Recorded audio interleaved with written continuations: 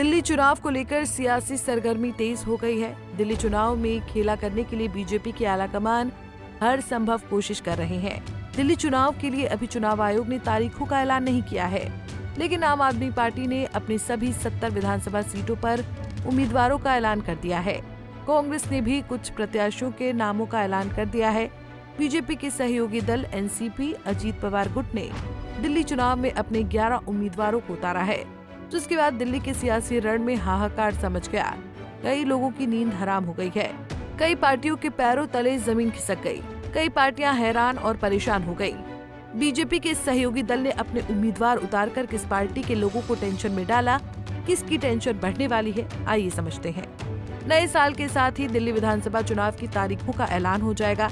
चुनाव जैसे जैसे नजदीक आ रहे हैं, वैसे वैसे तमाम पार्टियों के नेता अन्य दलों पर, खास करके आम आदमी पार्टी पर हमलावर होते दिख रहे हैं। इन सब के बीच राष्ट्रवादी कांग्रेस पार्टी एनसीपी अजीत पवार ने भी चुनावी मैदान में 11 उम्मीदवार उतारे हैं और उससे बीजेपी की टेंशन बढ़ सकती है।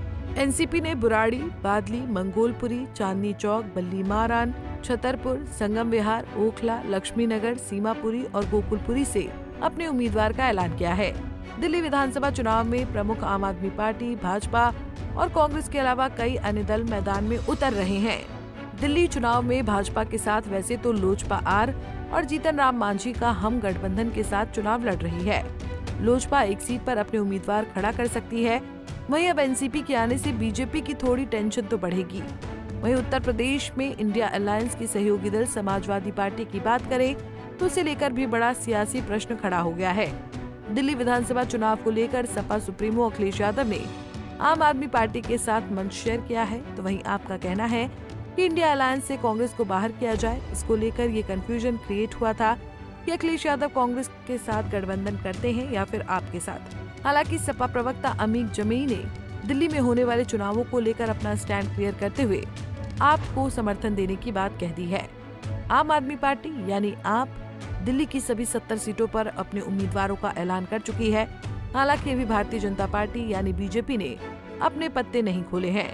माना जा रहा है कि बीजेपी जल्द ही अपने प्रत्याशियों की सूची जारी कर सकती है। बीजेपी की लिस्ट कब आती है ये तो वक्त ही बताएगा। दिल्ली में विधानसभा चुनाव के लिए भारतीय जनता पार्टी में प्रत्याशियों को लेकर अभी मंथन जारी है। बताया गया कि बीजेपी दिल्ली की हर सीट पर मंथन कर रही है। इसी वजह से बीजेपी की लिस्ट जारी होने में देरी हो रही है। इस बार बीजेपी का उद्देश्य दिल्ली के सिंहासन पर कब्जा करना है। अब देखना होगा कि बीजेपी किस रणनीति के साथ सियासी रण में उतरती है। खैर, ये तो आने वाला वक्त बताएगा। Bureau report, Punjab Kesari TV. हमसे जुड़े रहने के लिए हमारे YouTube चैनल को सब्सक्राइब करें और नई वीडियो की नोटिफिकेशन के लिए बेल आइकॉन को दबाएं।